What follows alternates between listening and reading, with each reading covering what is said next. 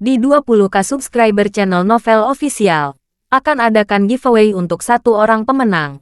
Syaratnya kalian harus subscriber, komen, like, share, supaya kalian bisa terpilih untuk jadi pemenang giveaway. Semoga beruntung bosku. Selamat datang di channel Novel Official. Sebelum kalian mendengarkan novel lelaki yang tak terlihat kaya, jangan lupa like, share, dan subbreaker kalau tidak kusentil jantung kalian hehehehe. Tanpa lama-lama lagi langsung saja kita masuk di alur cerita novelnya. Bab 941 sampai bab 950. Tyson, teriak Lucy lagi saat Whistler menoleh ke arah Geralt. Apakah Anda mengenalnya, Tuan? Tanya Whistler. Sebagai tanggapan, Geralt segera menjawab. Tapi tentu saja, dia mungkin bukan saudara kandungku. Tapi aku memperlakukannya sebagai satu. Hah, kalau begitu, tolong selamatkan dia, Pak. Karena kamu mahir dengan obat-obatan, kamu harus menyelamatkannya. Ratap Lucy di antara isak tangisnya. Ketika dia mendengar permintaannya, Geralt ingat Lucy menyebut seseorang dengan nama Tyson kepadanya beberapa waktu lalu. Memikirkan bahwa Tyson yang dia tunggu ternyata adalah orang yang sama persis yang sangat dia sayangi. Jika Geralt mengetahui bahwa ini masalahnya, dia akan mengirim beberapa orangnya untuk mencarinya sejak lama. Kalau saja itu terjadi, maka pergantian peristiwa ini bisa dengan mudah dihindari. Tolong beri mereka ruang, Lucy. Tidakkah kamu mendengar bahwa Tuan memperlakukan Tyson seperti saudara kandungnya? Bujuk Yuki sambil menarik Lucy ke samping. Geralt sendiri segera mulai memeriksa luka Tyson. Seperti yang diharapkan, pria itu terluka parah. Jika Tyson ditemukan beberapa jam kemudian, bahkan Finley tidak akan bisa menyelamatkannya. Apapun, pengobatan tidak bisa ditunda lagi. Cepat, bawa dia kembali ke Manor. Perintah Geralt. 2 jam kemudian, salah satu jari Tyson akhirnya berkedut. Setelah itu, kelopak matanya sedikit berkibar saat pria itu perlahan membuka matanya. Hal pertama yang dilihatnya adalah Lucy, gadis yang menggenggam tangannya erat-erat. Lu, Sai, mungkinkah aku sedang bermimpi? Atau aku sudah mati? Kata Tyson lemah. Tyson, Anda sudah bangun. Tidak. Ini bukan mimpi. Menguasai. Tuan menyembuhkanmu. Teriak Lucy. Senang melihatnya bangun lagi. Mendengar itu, Tyson sedikit bingung. Menguasai. Lucy. Saya sangat menyadari sejauh mana luka yang saya derita. Sejauh yang saya ketahui, bahkan Master Jenkinson dari Provinsi Salford pun tidak akan mampu menyembuhkan saya. Itulah alasan mengapa saya memilih untuk berlari jauh-jauh ke sini hanya untuk bertemu dengan Anda untuk terakhir kalinya. Apakah Anda benar-benar yakin bahwa saya akan sembuh total? Sangat yakin. Tyson, lagi pula, Master sangat cakap. Omong-omong tentang Master, saya sangat senang melihat Anda bangun sehingga saya hampir lupa memberitahu guru tentang hal itu. Jawab Lucy, air mata kebahagiaan di matanya. Setelah keluar untuk memanggil Master, beberapa saat kemudian Tyson mendengar suara yang sangat familiar bertanya. Apakah kamu sudah bangun, Tyson? Tyson mengenali suara itu di mana saja. Dan dia langsung mulai gemetar karena terkejut ketika dia berbalik untuk melihat pemilik suara itu. Tuan Crawford. Bibir Tyson berkedut karena bahagia dan terkejut saat dia segera mencoba untuk duduk. Jangan terlalu banyak bergerak. Saya baru saja menutup luka itu. Jawab Geralt sambil berjalan untuk menyeimbangkan pria yang lemah itu. Mencengkeram tangan Geralt erat-erat, Tyson kemudian berkata, ada begitu banyak desas-desus tentang kematianmu. Namun, aku sangat senang kau tidak. Tidak disangka aku bisa bertemu denganmu lagi sepanjang waktu. Jauh dari sini, Crawford. Betapa indahnya. Saat Tyson berlinang air mata karena kegembiraannya, Geralt hanya tersenyum sebelum berkata, saya hidup dan sehat. Mereka tidak akan membunuhku semudah itu. Tidak pernah Geralt berharap bertemu Tyson lagi, terutama di negeri asing seperti itu. Dia adalah Master yang saya bicarakan. Tyson, dia menyelamatkanmu, kata Lucy sambil memperhatikan kedua pria yang bahagia itu. Apa, Tuan Crawford? Anda adalah orang yang menyembuhkan saya. Kapan Anda memperoleh kemahiran medis yang begitu tinggi? Tanya Tyson, heran dengan apa yang dia dengar. Semuanya terjadi lebih dari setengah tahun yang lalu. Aku akan memberitahumu semua tentang apa yang terjadi di masa depan. Untuk saat ini, Biarkan aku yang bertanya. Apa sebenarnya yang terjadi bagi Anda untuk berakhir dalam keadaan seperti itu? Jika kami menemukan Anda nanti, Anda pasti sudah mati sekarang. Anda tahu juga di mana Drake? Menanyai Geralt sebagai balasannya. Mendengar nama kakaknya, wajah Tyson sedikit mengernyit. Dia kemudian mulai merinci semua yang terjadi padanya dan saudaranya selama ketidakhadiran Geralt. Semuanya dimulai pada malam mereka mempertaruhkan hidup mereka untuk mengirim Geralt pergi. Setelah mencapai itu, mereka kembali ke keluarga Crawford.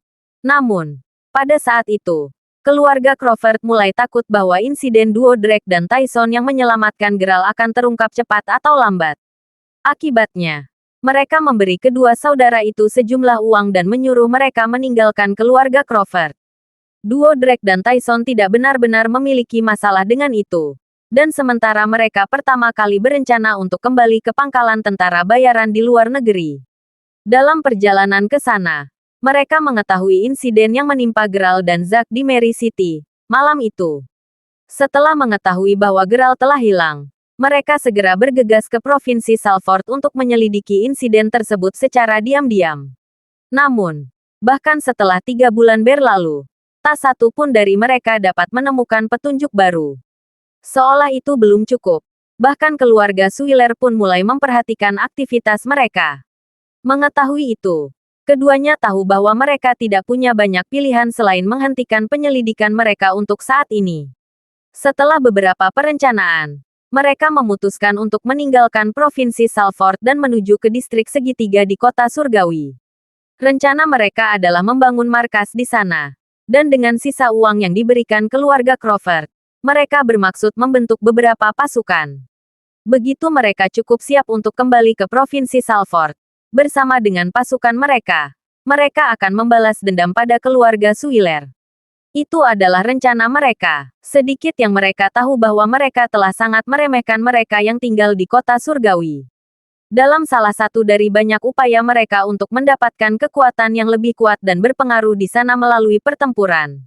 Kedua bersaudara itu akhirnya dikalahkan oleh seorang pria bernama Sven Westmore, seorang penguasa besar dan kuat di kota Surgawi. Sementara mereka berhasil menangkap Drake, Tyson berhasil keluar dari kulit giginya. Sejak saat itu, Tyson harus hidup dalam bayang-bayang, memastikan bahwa dia sesekali berpindah tempat persembunyian.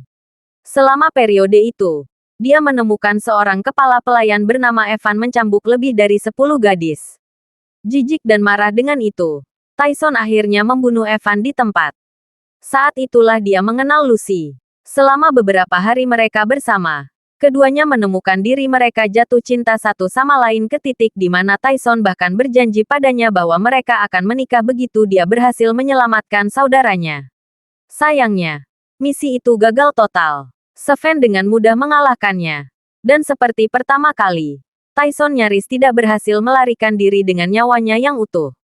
Namun, tidak seperti saat itu. Dia terluka parah kali ini. Setelah dalam pelarian selama beberapa waktu, dia akhirnya berhasil mencapai pegunungan di mana dia langsung pingsan. Semua itu mengarah pada peristiwa hari ini. Sven, tanya Geralt dengan cemberut. Mendengar nama itu, Whistler dan anak buahnya sedikit gemetar sebelum menjelaskan. Sven memang penguasa yang kuat di kota Surgawi, Tuan. Dia sangat menyadari kekuatan dan pengaruhnya. Begitu banyak. Bahkan, dia bahkan menganggap dirinya sebagai penjahat. Terlebih lagi, dia juga kuat secara fisik. Tidaklah berlebihan untuk mengatakan bahwa orang yang sudah kuat yang telah dilatih selama lebih dari 10 tahun masih tidak akan mampu mengalahkan Sven. Meskipun terbukti bahwa Tyson dan saudaranya mahir dalam seni bela diri, tidak terlalu mengejutkan bagi kami bahwa keduanya kalah darinya.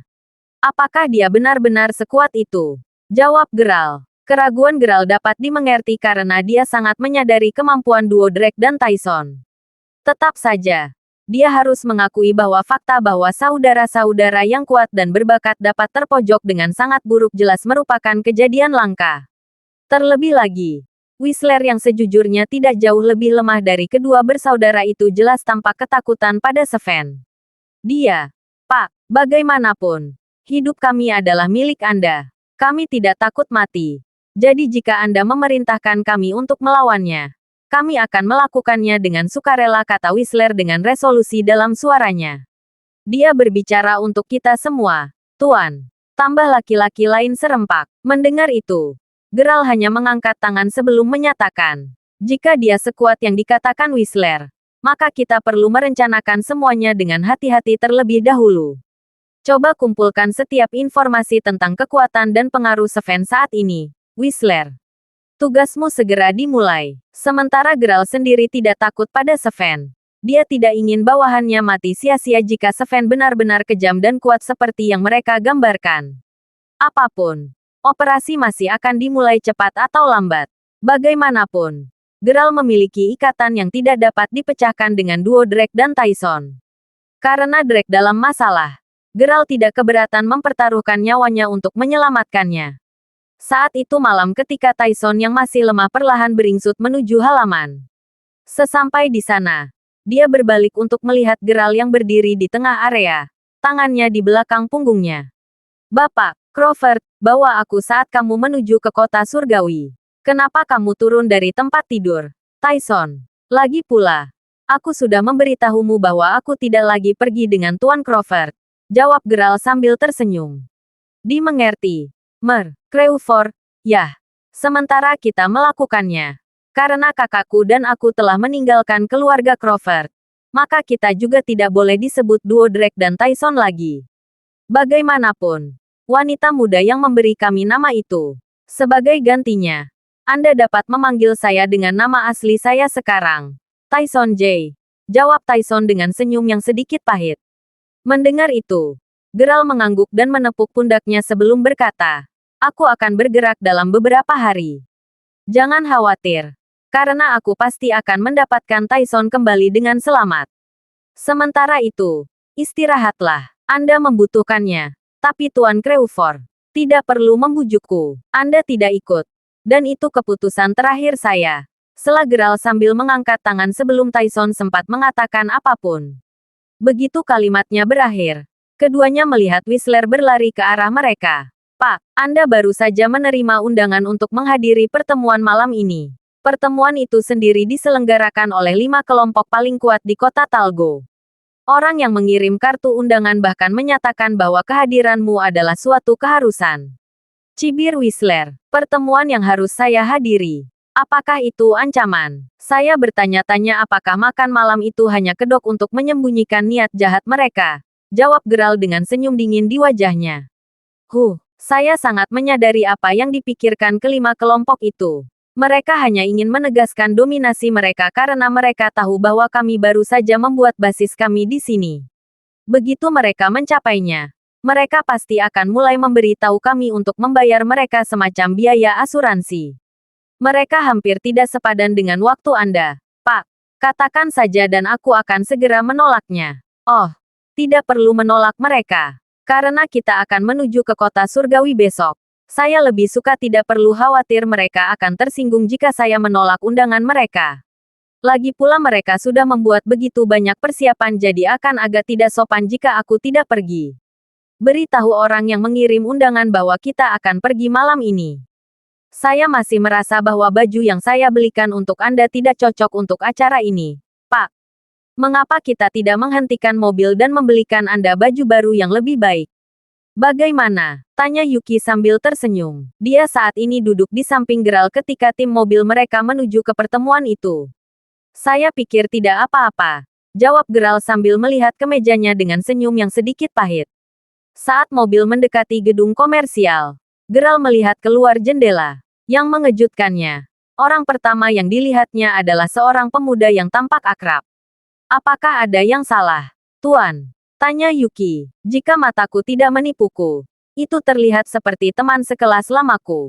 Atau setidaknya seseorang yang sangat mirip dengannya. Apapun, hentikan mobil di sini. Saya menuju ke gedung itu. Perintah Geralt. Mendengar perintahnya, semua mobil di bawahnya langsung berhenti di tengah jalan. Meskipun ini pada dasarnya memblokir sebagian besar jalan utama, tidak ada yang berani mengatakan apapun tentang itu. Lagi pula, setiap kali orang-orang Talgo Town melihat sekelompok mobil bertindak seolah-olah mereka pemilik tempat itu, Mereka tahu bahwa orang penting yang kemungkinan besar tidak bisa mereka singgung hadir. Akibatnya, pengendara lain di jalan hanya memilih untuk mengambil jalan memutar. Sementara itu, Geralt dan Yuki memasuki gedung komersial bersama. Pemuda dari sebelumnya sedang memilih dari berbagai setelan ketika dia tiba-tiba merasakan tepukan kuat di bahunya. Terkejut, dia segera menoleh untuk melihat siapa yang melakukan perbuatan itu. Namun, keterkejutannya dengan cepat berubah dari kejutan menjadi kegembiraan. Apakah itu benar-benar kamu? Geralt. Jadi itu benar-benar kamu, Harper, kata Geralt dengan senyum di wajahnya. Aku tidak tahu kamu masih utuh. Lagi pula, terakhir kali saya mendengar, Anda telah hilang. Jadi Anda berada di kota surgawi selama ini. Tidak heran saya tidak bisa mendapatkan informasi tentang keberadaan Anda terlepas dari seberapa banyak saya bertanya-tanya. Jawab Harper dengan penuh semangat. Bagaimanapun, betapa senangnya bisa bertemu denganmu di sini lagi setelah sekian lama. Tambah Harper sambil menepuk bahu Geralt sebagai balasannya. Memang, omong-omong, mengapa kamu datang ke sini, Harper? Tanya Geralt dengan sedikit kebingungan setelah mereka selesai berbasa-basi. Lagi pula, tempat ini terkenal kacau balau. Selain penduduk setempat, orang biasa dari luar tidak akan pernah datang ke sini untuk proyek pembangunan apapun. Yah, karena saya sekarang bekerja untuk sebuah perusahaan besar di Weston yang meminta kesepakatan bisnis. Saya di sini dalam perjalanan bisnis. Tetap saja, tempat ini benar-benar kacau seperti yang mereka gambarkan. Melihat orang-orang yang berjalan di jalanan, tidak berlebihan untuk mengatakan bahwa 9 dari setiap 10 orang di sini selalu membawa senjata. Jawab Harper sambil menghela nafas. Setelah mendengar itu, Geralt hanya tersenyum. Tapi itu cukup tentang saya. Bagaimana denganmu? Aku sudah lama tidak mendengar kabar darimu. Apakah Anda benar-benar telah tinggal di sini selama ini? Apakah ada anggota tubuh Anda yang prostetik? Canda Harper sambil tertawa. Menjadi teman dekat, wajar bagi mereka untuk saling mengejek dengan main-main. Semua anggota tubuh saya adalah real deal. Juga, tidak. Saya baru tiba di sini belum lama ini. Mengenai aspek yang hilang, anggap saja saya kehilangan kontak dengan kalian semua karena beberapa masalah. Jawab Geralt. Mendengar itu, Harper menghela nafas sebelum berkata, begitu. Meskipun aku juga mendengar tentang insiden kamu berpisah dari keluargamu. Itu benar-benar bukan masalah besar bagiku, Geralt. Lagi pula, Anda sudah menikmati apa yang Anda bisa setahun yang lalu. Dengan atau tanpa keluarga, hidup Anda masih sangat berharga. Setelah mengatakan itu, dia menepuk bahu Geralt lagi. Jelas bahwa keduanya masih memiliki banyak hal untuk dikatakan satu sama lain. Karena itu, Geralt kemudian menjawab, apapun itu, ini nomor kontakku, Harper. Mari kita bertemu lagi dalam waktu sekitar 2 hari. Saya agak sibuk sampai saat itu. Sayangnya, ngomong-ngomong, siapa itu? Apakah dia pacarmu? Tanya Harper sambil menatap Yuki sambil tersenyum setelah mencatat nomor kontak Geralt. Mendengar itu, wajah imut Yuki langsung menjadi semerah tomat. Aku akan menjelaskan seluruh situasinya begitu aku mendapat kesempatan di masa depan. Jawab Geralt sambil tersenyum agak pahit. Baik, untuk saat ini. Saya akan meninggalkan Anda untuk bisnis Anda. Saya perlu membeli setelan baru juga karena saya akan bertemu dengan klien penting besok. Dengan itu, keduanya saling berpelukan. Tepat ketika Geralt siap untuk pergi, sebuah suara wanita terdengar berkata, itu kamu ya Pak Sullivan. Kebetulan sekali. Beralih untuk melihat siapa yang memanggilnya. Harper mendapati dirinya tersenyum ketika dia menjawab. Ketua Quelk. Ketua Brown. Kebetulan sekali. Menyadari bahwa klien Harper ada di sini. Geralt menyenggol kepalanya ke arah dua wajah baru itu saat dia memandang Harper. Dengan jelas mengisyaratkan dia untuk menangani pekerjaannya terlebih dahulu. Namun, ketika Geralt berbalik untuk pergi, dia terkejut ketika dia menyadari siapa pria dan wanita itu. Ternyata, mereka tidak lain adalah Raquel dan pacarnya, Jefferson. Kembali ketika dia masih dalam keadaan menyedihkan lebih dari setengah tahun yang lalu. Dia ingat bagaimana Raquel telah mempermalukannya ketika dia masih bekerja di zona konstruksi. Apakah itu benar-benar kamu, Geralt? Seru Raquel sambil menyilangkan tangannya sebelum tersenyum dingin padanya. Oh, apakah Anda akrab dengan Ketua Quelt dan Ketua Brown? Geral. Haha, Ketua Brown bertanggung jawab atas sebuah perusahaan besar di sini. Saat ini saya sedang menegosiasikan sebuah proyek dengan mereka. Jelas Harper, kami kenal. Ya, jawab Geral dengan anggukan halus. Berpura-pura bahwa kita hampir tidak mengenal satu sama lain. Geral, seolah-olah Anda akan pernah bisa melupakan saya. Lagi pula, akulah yang membayarmu kembali gajimu ketika kamu bekerja paruh waktu di zona konstruksi itu. Ejek Raquel. Mendengar itu, Geral hanya meliriknya sebentar. Dari apa yang Marven katakan padanya sebelumnya, dia tidak selalu seperti ini. Namun, kepribadiannya berubah dengan cepat menjadi lebih buruk seiring bertambahnya usia. Aku ingin tahu apakah ada semacam kesalahpahaman di antara kalian berdua, Ketua Quelt. Lagi pula, dia adalah teman baik saya dan saya tahu pasti bahwa dia orang yang baik. Membela Harper ketika dia melihat betapa kejamnya Raquel mengejek Geral. Oh, dia temanmu katamu. Kalau begitu, saya minta maaf untuk mengumumkan bahwa apapun yang telah Anda negosiasikan dengan paman suami saya sekarang secara resmi akan dihentikan. Tuan Sullivan. Saya yakin Anda setuju dengan pembatalan proyek juga. Bukan sayang, kata Raquel sambil berpegangan pada lengan pacarnya. Tapi tentu saja, Ketua Quelt, kamu, meskipun dia ingin mengatakan sesuatu, Harper benar-benar tidak bisa berkata-kata. Memikirkan bahwa semua upaya yang dia habiskan di sana sepanjang minggu sekarang hilang. Begitu saja. Pada saat itu, seorang anggota staf memasuki gedung dan mulai berteriak tanpa basa-basi. Siapapun yang memiliki mobil dengan nomor registrasi ** provinsi, bawa pergi. Sekarang juga. Jika tidak ada yang segera memindahkannya, maka saya akan memanggil seseorang untuk menariknya pergi. Ketika anggota staf terus meneriaki pemilik mobil, segera dijelaskan kepada semua orang asing di kota bahwa orang yang tinggal di sini tidak memiliki kesopanan yang sama seperti yang diharapkan dari seseorang yang tinggal di tempat lain di negara ini. Cara kerja di sini. Jika terjadi pertengkaran, bertengkar hanyalah respons alami. Persetan, saya memastikan untuk memarkir mobil saya dengan baik. Apa ide besarnya? Teriak Jefferson dengan dingin sebagai jawaban. Apa maksudmu apa yang salah? Itu memblokir jalan. Keluar dari sana dan segera pindahkan. Kalau tidak aku akan menariknya. Balas anggota staf dengan kasar. Tidak ingin dipermalukan di depan Raquel dan terutama di depan Geral dan Harper. Jefferson menjawab, "Hei sekarang, pamanku adalah Graham Wharton. Julukannya adalah Bos Graham. Kamu tahu. Aku tidak tahu siapa Bos Graham atau Gray atau apapun namanya. Singkirkan saja mobil sialan itu." Memarahi anggota staf dengan tidak sabar. Tanggapan anggota staf untuk sesaat mengejutkan pacar Raquel. Setelah beberapa saat hening yang canggung, dia kemudian berkata, "Baik. Saya ingin melihat siapa yang saya blokir juga." Tak mau kalah. Dia kemudian memegang tangan Raquel saat keduanya meninggalkan tempat itu. Meskipun mereka tidak lagi berada di toko, Jefferson masih terdengar berteriak. "Asal tahu saja, aku akan segera menelepon pamanku juga." Benar-benar membingungkan bahwa orang-orang yang tidak mau menghormatinya ada. Sementara itu, Yuki berlari ke arah Geral sebelum berkata, "Ini, saya sudah membelikan baju untukmu, Pak." Mengangguk ke arahnya. Geral kemudian berbalik untuk melihat Harper sebelum berkata, "Jangan khawatir, Harper. Saya akan menghubungi Anda dalam beberapa hari. Jadi tunggu saja panggilan saya." Setelah mengatakan itu, Geral kemudian pergi bersama Yuki. Saat itu, baik Raquel dan Jefferson telah tiba di pintu masuk gedung komersial. Sebenarnya, Jefferson memang memarkir mobilnya dengan benar di pinggir jalan. Namun, sekelompok mobil sepertinya telah parkir tepat di tengah jalan.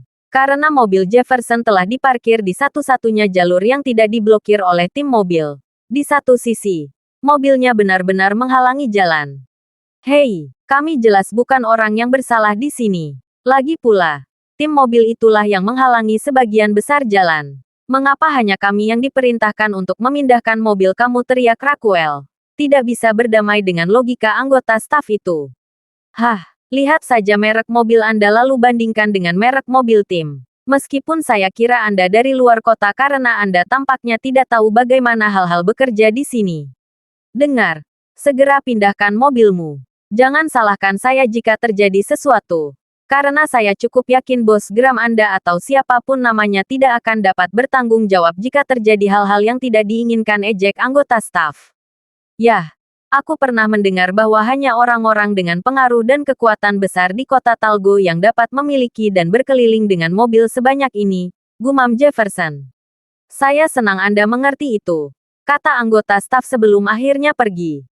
Ayo pindahkan mobil kita ke tempat lain selagi kita bisa. Pamanku mungkin akan sangat menderita jika kita akhirnya menyinggung orang-orang berpengaruh setempat. Baik, jawab Raquel sambil menghela nafas sebelum menjulurkan lidahnya ke punggung anggota staf itu. Saat mereka berjalan menuju mobil mereka, dia melihat tim mobil mewah dan tidak bisa menahan perasaan sedikit cemburu. Dia juga bukan satu-satunya yang merasa seperti itu. Jelas bahwa semua pejalan kaki yang berjalan melewati mobil-mobil itu merasakan kecemburuan yang sama seperti dia. Lagi pula, siapa yang tidak ingin dianggap baik dan melakukan apa yang mereka senangi di jalan? Memiliki kekuatan untuk parkir tepat di tengah jalan tanpa ada yang mempermasalahkannya. Raquel tentu saja melakukannya. Betapa mendominasinya orang yang memiliki semua mobil itu. Pada saat itu, semua pintu mobil terbuka dan keluar beberapa pengawal yang mengenakan jas hitam. Mereka semua tampak sama-sama mengesankan dan ekspresi mereka yang luar biasa serius menunjukkan bahwa mereka sedang menunggu seseorang yang tidak kalah pentingnya dari seorang raja yang terhormat. Mungkinkah mereka bekerja untuk beberapa kelompok berpengaruh di kota Talgo? Aku bertanya-tanya pada diriku sendiri. Sejujurnya aku belum pernah melihat bawahan yang mengesankan milik salah satu kelompok berpengaruh dari Talgo Town dan bahkan Heavenly City. Mungkin mereka bekerja untuk grup berpengaruh baru yang dengan cepat naik peringkat. Mengalahkanku. Tapi bagaimanapun juga, mereka semua terlihat sangat kuat. Semua orang sekarang bergosip saat mereka terus melirik pengawal. Terpana oleh sikap mereka yang mengintimidasi. Tak lama setelah itu, apa yang tampaknya menjadi pemimpin pengawal mulai membimbing anak buah mereka ke tempat Raquel dan pacarnya berdiri. Akibatnya, keduanya sangat ketakutan hingga lumpuh di tempat. Ketakutan mereka begitu besar sehingga mereka bahkan tidak mempertimbangkan untuk pergi. Meskipun mereka berdiri tepat di sebelah mobil mereka. Namun, kelompok pengawal itu akhirnya mengabaikan mereka. Memilih untuk menatap ke arah toko komersial. Saat Raquel dan Jefferson menelan ludah lega, para pemimpin penjaga mulai berjalan maju. Berbalik untuk melihat kemana mereka pergi. Para pemimpin berhenti tepat di depan seorang pemuda sebelum berteriak serempak. Mobilnya ke sini, Pak. Tolong, ikuti kami. Mendengar itu, bawahan lain yang berada di depan salah satu mobil segera membuka pintu mobil. Apakah kamu mendengar itu? Mereka memanggilnya Tuan, untuk berpikir bahwa kita akan melihat bos besar hari ini. Ya, lihat ke sana. Dia masih sangat muda. Saat kerumunan itu berbisik satu sama lain dengan takjub, Raquel mendapati dirinya juga tercengang. Lagi pula, dia tidak akan pernah membayangkan bahwa Geralt adalah orang yang ditunggu-tunggu oleh para pengawal. Baik-baik saja maka, ayo pergi, jawab Geralt dengan anggukan. Saat kelompok itu berjalan melewati Raquel dan Jefferson, Geralt memastikan untuk melirik Raquel dengan santai. Melihat itu, keheranan dan keterkejutan Raquel tampak semakin kuat.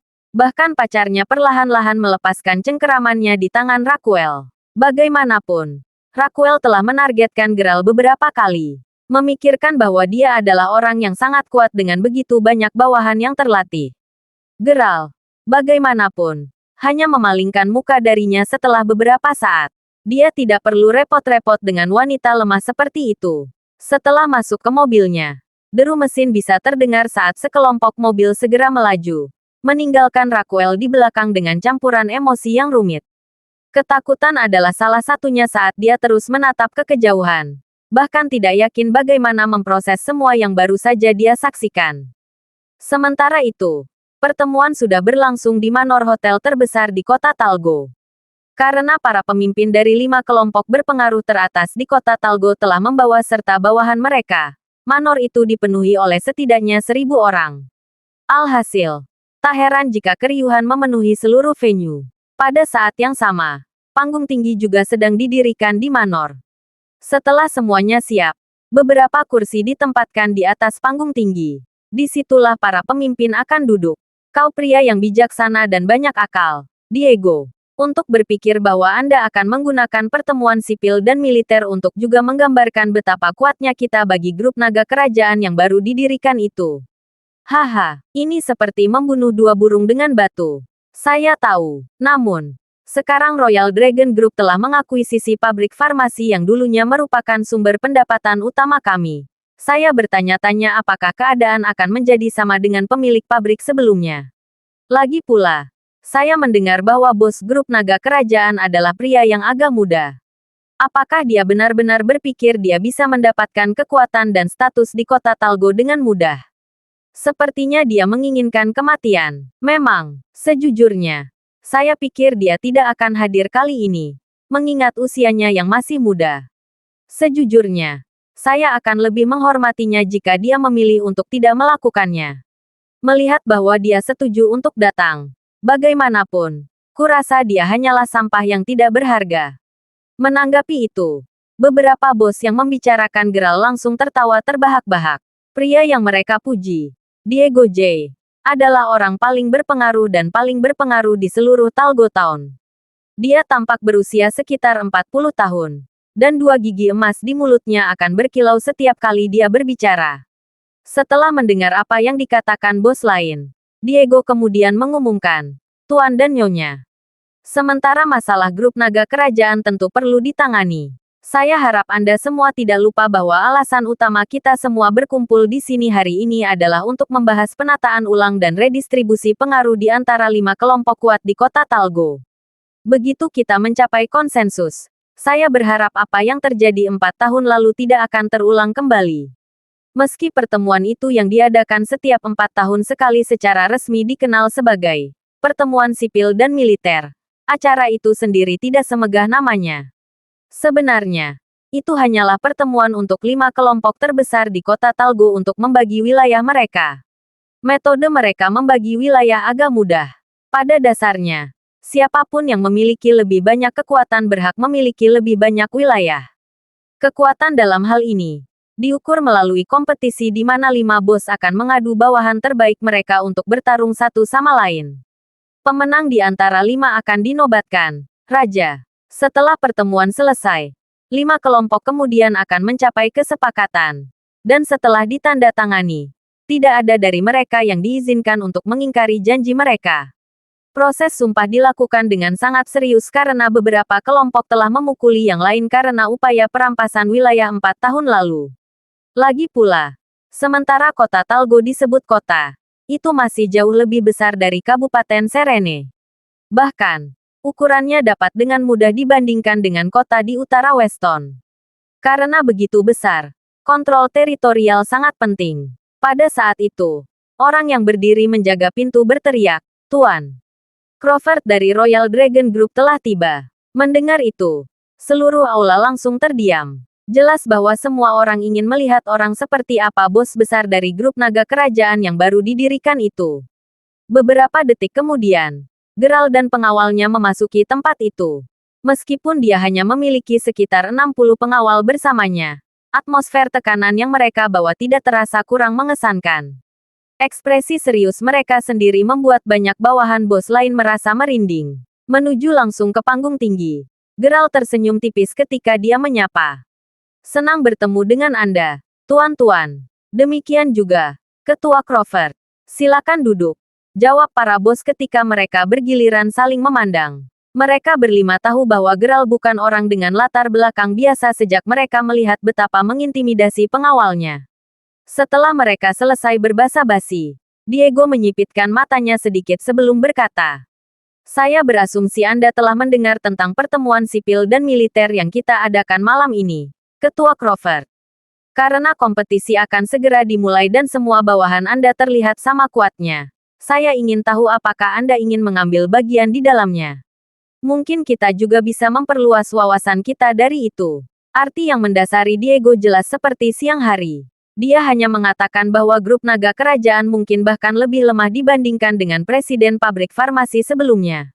Namun, Dia juga mengejek Geralt karena dia ingin menguji kemampuan bawahan grup naga kerajaan.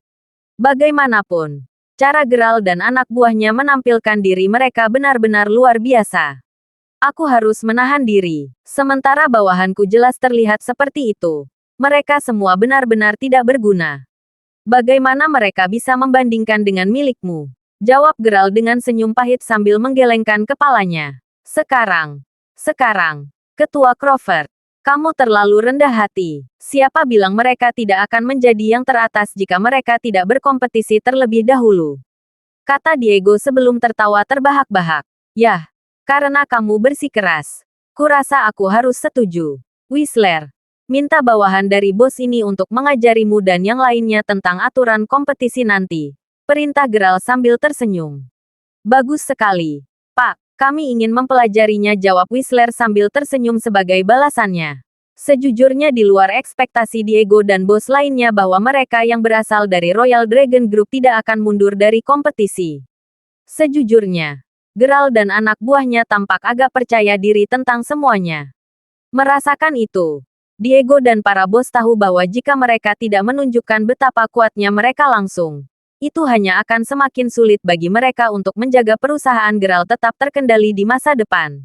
Segera setelah itu, pertemuan sipil dan militer dimulai dan para peserta dibawa ke area luas yang telah didirikan di dalam pusat. Kelima kelompok masing-masing secara alami memilih bawahan mereka yang paling kuat untuk ambil bagian dalam kompetisi.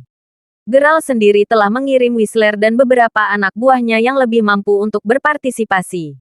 Mereka yang dipilih Geralt semuanya telah menjalani pelatihan khusus pribadi bersamanya. Karena itu, kekuatan mereka jauh lebih kuat dibandingkan sebelumnya. Begitu kompetisi dimulai, semua orang terkejut melihat anak buah Geralt langsung menyerang.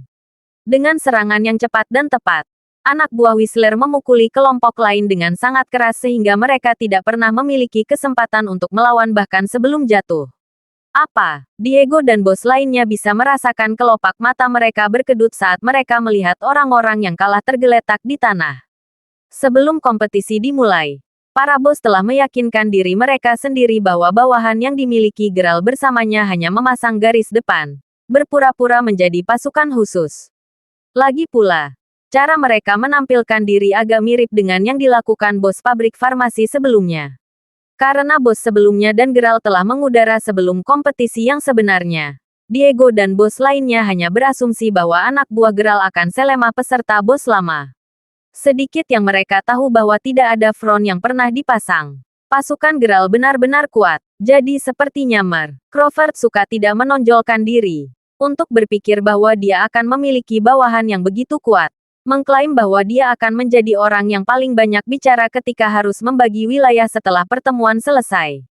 Bahkan tidak terdengar terlalu mengada-ada sekarang, kata Diego sambil memaksakan senyum. Dengan wilayah yang dibagi di antara 6 orang sekarang, bukan 5. Segalanya pasti akan jauh berbeda dibandingkan dengan bagaimana pertemuan sipil dan militer biasanya berlangsung. Seolah-olah keadaan tidak terlihat cukup suram bagi kelima bos.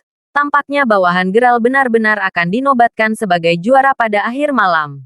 Sementara Geralt tidak mengatakan apa-apa selama pertemuan sipil dan militer, Diego dan bos lainnya menjadi semakin gelisah setiap kali pertempuran dimulai. Ini terutama karena Whistler sendiri tidak melakukan satu gerakan pun selama pertempuran. 4 bawahan Geralt lainnya lebih dari cukup untuk menjatuhkan lawan mereka. Pada saat semua pertempuran telah terjadi, keheningan yang canggung memenuhi ruangan. Keheningan itu begitu sombong sehingga orang bisa mendengar pin drop. Saya dan anak buah saya menghargai betapa rendahnya Anda memperlakukan kami, Ketua J.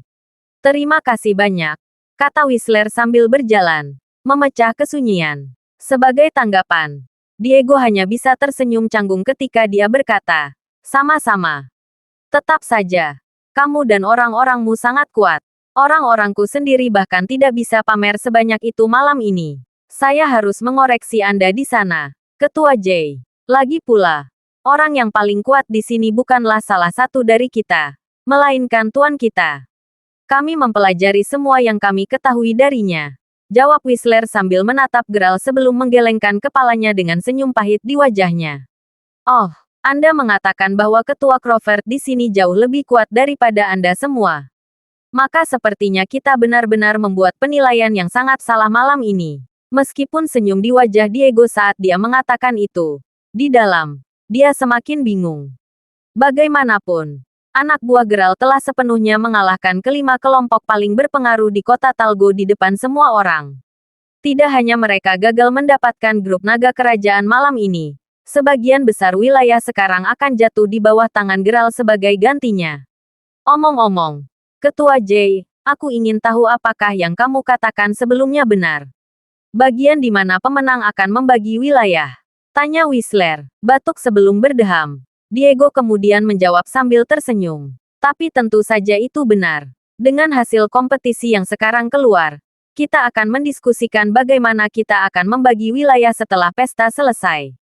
Diego bahkan tidak berani mengatakan banyak meskipun jelas ketidakpuasannya. Lagi pula, dia tidak bisa begitu saja melanggar janjinya. Sementara itu, kamu di sana. Singkirkan plakat bertuliskan nama kelima kelompok berpengaruh yang terlibat dalam kelompok sipil dan militer. Mulai hari ini dan seterusnya, 6 nama akan ada di dalamnya.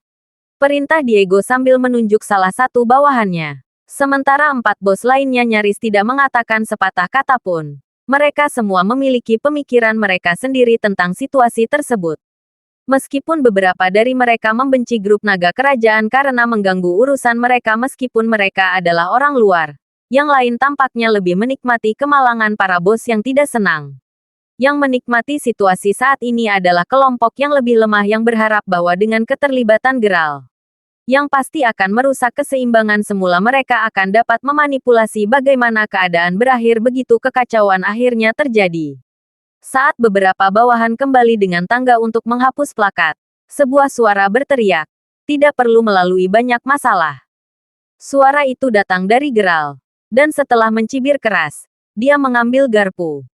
Melihat plakat itu, Geralt menyipitkan matanya sejenak sebelum menjentikkan pergelangan tangannya dengan sangat cepat. Sepersekian detik kemudian, garpu itu tidak lagi berada di tangan Geralt dan suara sesuatu yang retak bisa terdengar. Pada saat penonton melihat ke atas, garpu yang telah tertanam di dalam salah satu dari banyak potongan plakat yang hancur telah jatuh ke tanah di samping sisa plakat yang pecah. Tabrakan segera menyusul saat potongan plakat pecah lebih jauh di tanah. Garpu masih terlihat jelas oleh 5 bos saat mereka menelan ludah. Apa? Syok dan ketakutan melanda mereka. Dan orang-orang yang sebelumnya merokok masing-masing merasakan cengkeraman mereka pada rokok mereka terlepas. Siapa sebenarnya orang itu? Itu, hampir tidak mungkin bukan. Maksudku, bagaimana bisa seseorang memiliki kekuatan sebesar itu untuk memecahkan plakat setinggi itu? Jelas bahwa kelima bos belum pernah melihat manuver seperti itu sebelumnya ketika mereka mendiskusikan apa yang baru saja mereka saksikan. Teror tercermin di mata mereka. Meskipun tidak ada yang menyebutkannya, mereka semua memikirkan hal yang sama. Jika plakat itu bisa pecah seperti itu meskipun begitu tinggi di atas tanah, apa yang akan terjadi jika Geralt menggunakan teknik yang sama di kepala mereka? Whistler dan anak buahnya, di sisi lain, hanya saling memandang dengan senyum halus di wajah mereka saat mereka masing-masing berpikir. Sepertinya Tuan mengambilnya sendiri dan bergerak. Tentu saja mereka akan tercengang. Terbukti bahwa insiden pecahnya plakat tersebut merupakan pesan tidak langsung dari Geralt kepada kelima bos tersebut. Pada dasarnya, dia tidak tertarik untuk membagi wilayah dengan mereka.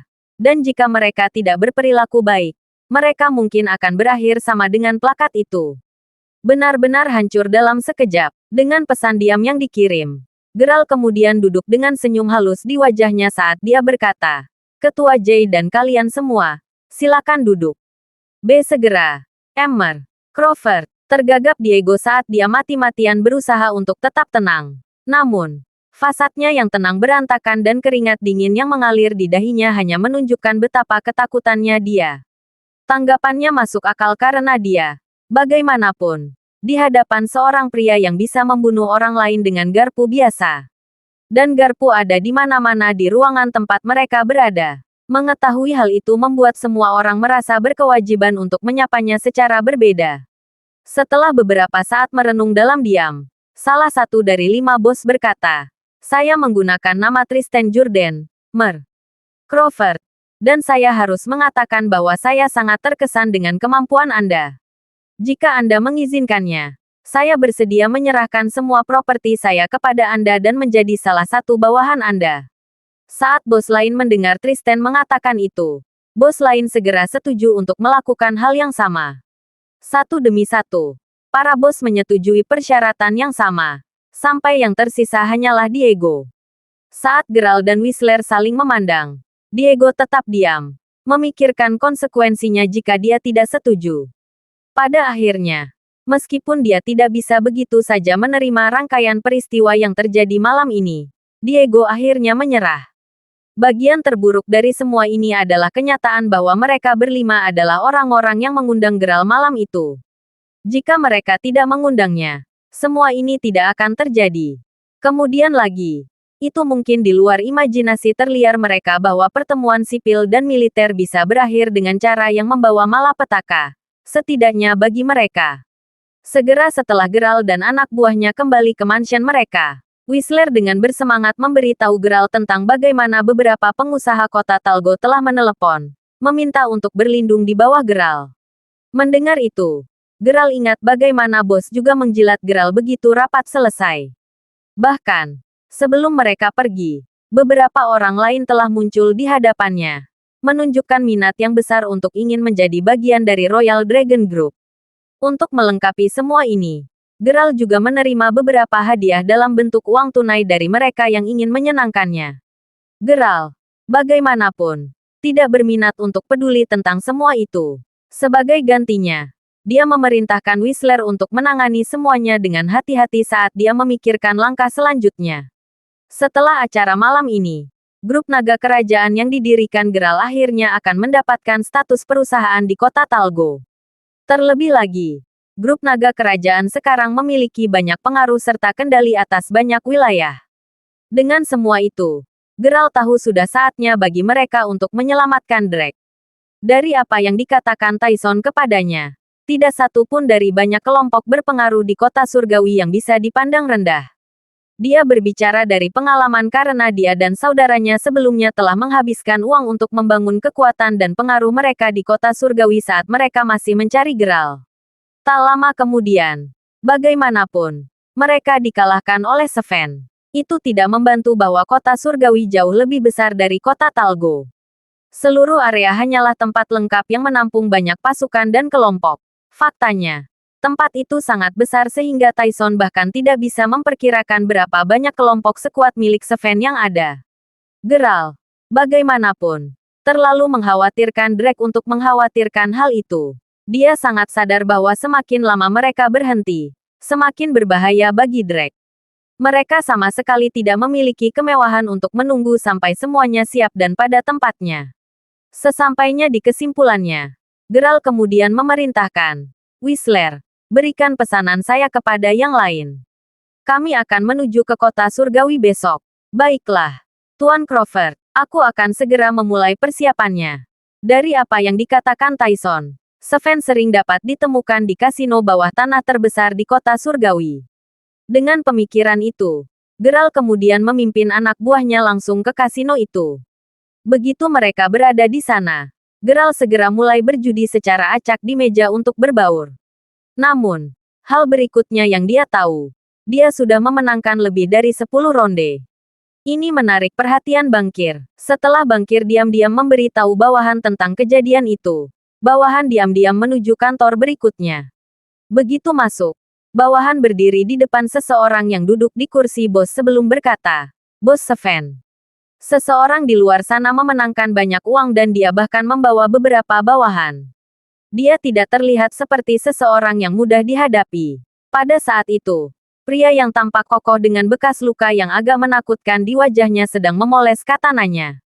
Begitu kalimat bawahannya berakhir, dia segera menebas ornamen batu giok yang ada di mejanya. Mengikuti irisan cepat, ornamen terbelah menjadi dua, membuat bagian atasnya hancur saat jatuh ke tanah. Meniup bilah katana sedikit, dia kemudian bertanya kepada bawahannya yang ketakutan. Dari deskripsimu tentang dia, aku berasumsi bahwa dia adalah orang yang cukup cakap. Karena itu, dia seharusnya sudah tahu aturan tempatku. Betapa beraninya. Kurasa aku harus pergi ke sana sendiri untuk melihatnya. Ejek Sven saat dia keluar dari kantornya. Meskipun kasino selalu berisik sebelum ini. Saat Sven dan bawahannya muncul, semua orang terdiam. Begitu dia cukup dekat, semua orang kemudian berteriak serempak bos Sven. Bahkan hampir tidak mengakui pelanggan dan bawahannya. Sven dan anak buahnya hanya berhenti begitu mereka berdiri tepat di depan geral. Dan di sini aku bertanya-tanya siapa pelanggar aturan itu. Jadi ternyata hanya seorang pemuda. Apakah Anda benar-benar tidak tahu bagaimana tempat saya bekerja? Atau apakah Anda hanya berpura-pura tidak tahu bahwa Anda harus membayar biaya tertentu setelah memenangkan 10 putaran berturut-turut? Kata Sven, maafkan saya. Karena saya baru di tempat ini. Saya benar-benar tidak tahu aturan seperti itu ada. Tidak apa-apa. Lagi pula, kamu pasti bisa belajar setelah aku selesai denganmu. Karena saya sudah di sini. Bagaimana kalau kita punya 2 putaran permainan? Hanya jika Anda cukup berani untuk menerima tantangan. Tentu saja, usul Sven dengan senyum jahat di wajahnya. Aku harus tahu apa taruhannya dulu. Jawab geral sambil mengamati Sven dari ujung kepala sampai ujung kaki.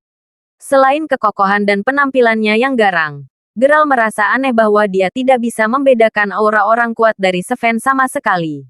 Bahkan Jet dan yang lainnya yang dia temui sebelumnya memiliki aura seperti prajurit. Tapi tidak dengan Sven. Jika pria ini benar-benar sekuat yang dikatakan Whistler dan Tyson, lalu mengapa Geralt tidak bisa merasakan semua itu darinya? Bagaimana kalau kita mempertaruhkan nyawa kita? Kata Sven setelah berpikir sejenak. Mendengar itu, semua orang yang hadir langsung tercengang. Pria Whistler dan Geralt, di sisi lain, hanya bisa saling memandang tanpa daya. Aku menerima tantanganmu, jawab Geralt dengan anggukan. Meskipun Sven adalah orang yang sangat licin dan berpengalaman dalam hal perjudian, pada akhirnya, dia bahkan tidak hampir mengalahkan Geralt. Faktanya, yang dibutuhkan hanyalah 1 putaran untuk mengalahkan Sven. Saya sangat menghargai kerendahan hati Anda, Tuan Westmore. Terima kasih telah mengizinkan saya untuk menang, kata Geralt sambil tersenyum sambil menggelengkan kepalanya. Namun, sebagai tanggapan, Sven hanya menyentuh arlojinya. Dan tiba-tiba, semua bawahannya langsung masuk formasi dan membidik Geralt dan anak buahnya. Saya harus setuju bahwa Anda benar-benar penjudi yang hebat. Namun, saya khawatir Anda tidak dapat mengambil hidup saya. Namun, karena seseorang masih perlu mati, kurasa kita akan mengakhiri milikmu saja. Setelah mengatakan itu, Sven berdiri sebelum mencibir. Lakukan. Sebelum anak buahnya bahkan bisa menembakkan senjata mereka, Sven sesaat bisa melihat Geralt bangun. Hal berikutnya yang dia tahu, Geralt sudah menahan lehernya. Menyadari hal ini sedetik kemudian, bawahannya ingin turun tangan. Meskipun tidak satu pun dari mereka berani melakukannya karena takut mereka akan melukai Sven secara tidak sengaja. Perlahan-lahan menerapkan lebih banyak dan lebih banyak tekanan sampai dia hampir mencekik Sven. Dia mengangkat pecundang seorang pria sampai kakinya berada di atas tanah. Jika kamu tidak ingin mati segera, perintahkan bawahanmu untuk mundur. Perintah Geralt dengan tegas. Kau mendengar pria itu? Kalian semua, mundur sudah. Tuan, tolong jangan bertindak gegabah. Anda harus sadar bahwa ini adalah wilayah saya. Geram Sven. Tidak dapat sepenuhnya menutupi ketakutannya saat dia memberi isyarat agar bawahannya mundur. Oh. Apakah Anda mengatakan bahwa Anda berbohong kepada saya? Lagi pula, aku mengalahkanmu dengan adil sehingga hidupmu menjadi milikku. Jawab Geralt. Tidak. Tolong jangan lakukan itu. Teman. Tolong selamatkan hidupku. Aku akan memberikan apapun yang kamu mau. Memohon Sven. Menyadari betapa sulitnya dia. Kita dapat dengan jujur menyelesaikan situasi ini dengan cukup mudah. Kau tahu. Cara saya melihatnya. Kehidupan harus ditukar dengan kehidupan lain. Izinkan saya menanyakan sesuatu. Apakah Anda sebelumnya menangkap seseorang dengan nama Drake J? Jika ada, di mana dia? Tanya Geralt. Jadi kamu datang ke sini untuk menyelamatkannya? Ya, dia bersamaku. Aku akan melepaskannya sekarang tetapi kamu harus berjanji untuk melepaskanku juga begitu dia bebas. Kata Sven segera. Apakah Anda pikir Anda berada dalam posisi untuk membuat tuntutan? Berhentilah mengatakan omong kosong dan lepaskan dia sekarang. Geral menggeram saat dia mengintensifkan kekuatan telapak tangannya di leher Sven. Dia dikurung di ruang bawah tanah di kasino bawah tanah ini. Saya akan memerintahkan bawahan saya untuk melepaskannya sekarang jika Anda mau. Untungnya, Sven adalah orang yang cukup lugas dan tidak lama kemudian Whistler yang telah mengikuti bawahan itu ke ruang bawah tanah kasino membawa Drake menuju Geral. Drake sendiri dalam kondisi yang mengerikan. Nyaris tidak sadar. Dan dengan bekas luka parah menutupi seluruh tubuhnya. Saat Geral melihat betapa menyedihkannya kondisi Drake, dia sangat marah sehingga dia segera menendang perut Sven, membuatnya terbang melintasi ruangan. Begitu Sven mendarat, dia langsung memuntahkan darah. Ketakutannya terpancar di matanya. Whistler dan yang lainnya tercengang melihat ini. Dari apa yang mereka dengar, Sven adalah orang yang sangat kuat.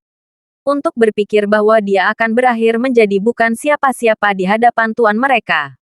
Meskipun mereka tahu bahwa tuan mereka kuat, bukankah Sven terlalu lemah secara tidak logis sekarang? Bawa dia dan biarkan dia mengantar kita keluar. Perintah Geral saat dia secara pribadi mendukung Drake. Mendengar itu, anak buah Geral langsung memegang lengan Sven dan membawanya ke salah satu mobil Geral. Setelah semuanya beres, kelompok mobil Geral pergi. Beberapa waktu kemudian, Sven berlutut di depan tepi sungai yang hampir tidak pernah dikunjungi orang sebelum berteriak, "Ah, hidupku murah. Tolong jangan bunuh aku. Saya tidak pernah berpikir bahwa Sven yang kuat dari kota surgawi akan menyedihkan ini." Ya, memikirkan bahwa orang-orang akan benar-benar dilanda teror mendengar nama pengecut seperti itu. Whistler dan yang lainnya sekarang tersenyum pahit ketika mereka meremehkan pria yang pernah mereka takuti setelah menyadari betapa pengecutnya dia sebenarnya.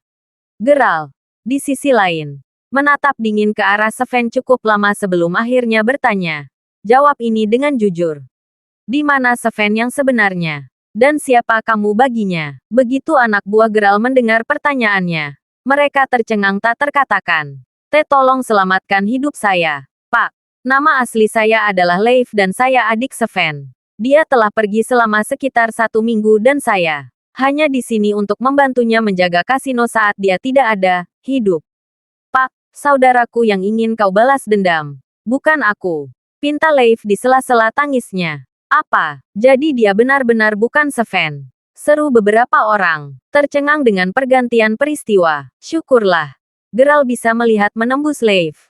Kamu Beasteris Bintang. Jadi kau telah membodohi kami selama ini. Di mana Sven sekarang? Di mana dia? Geram Whistler saat dia mencengkeram kerah Leif. Aku tidak tahu. Dia baru saja membawa anak buahnya dan mengatakan kepada saya bahwa dia akan kembali dalam beberapa hari. Dia bilang dia akan menemukan sesuatu dan hanya itu yang aku tahu. Teriak Leif. Setelah melihat reaksi Leif, Geral hanya memarahi dengan dingin. Kami akan membawa Drake bersama kami. Adapun Anda terlalu menjijikkan bagi kami untuk membunuh Anda. Terima kasih, teriak Leif sebelum segera kabur. Benar-benar pengecut, gumam Whistler saat dia mengikuti Geral dan yang lainnya kembali ke mansion mereka. Saat dia terus berlari, Leif menggosok tenggorokannya yang sakit saat dia memarahi. Bajingan sialan itu, aku adalah pahlawan dari cerita ini. Tetap saja, untuk berpikir bahwa pemuda itu sama kejamnya dengan saudaraku. Aku harus memberitahunya untuk segera kembali untuk menghancurkan pria itu untuk selamanya. Tidak memperhatikan saat dia memikirkan balas dendamnya, Leif akhirnya menabrak seseorang. Sesaat kehilangan keseimbangan, dia akhirnya jatuh ke tanah. Sialan, apakah kamu buta atau semacamnya? Geram Leif dengan marah. Namun, dia berhenti cemberut saat dia melihat siapa yang dia tabrak. Pria yang berdiri di depannya mengenakan jubah hitam, dan itu menutupi sebagian besar fitur wajahnya selain matanya. Hanya matanya yang keruh dan tampak ganas, menunjukkan bahwa orang di balik jubah itu adalah seorang lelaki tua. Menatap mata pria berjubah itu, Leif merasa bahwa jika dia menatap mereka terlalu lama, jiwanya akan dicuri. Sedikit gemetar ketakutan, Leif kemudian bertanya, "Kamu, siapa kamu?" Namun, saat Leif mengatakan itu, pria berjubah itu mulai berjalan ke arahnya. Membeku ketakutan, Leif merasakan tangan lelaki tua itu menepuk kepalanya dengan lembut. Sepersekian detik kemudian, suara gertakan bisa terdengar. Muntah darah. Mata Leif melebar sesaat sebelum dia jatuh rata ke tanah. Pria tua itu sendiri meletakkan tangannya di belakang punggungnya saat dia berbalik untuk melihat ke arah yang biasa dilalui Geralt dan anak buahnya. Kerutan perlahan terbentuk di wajahnya. Terima kasih sudah mendengarkan novel lelaki yang tak terlihat kaya. Sampai jumpa di novel selanjutnya.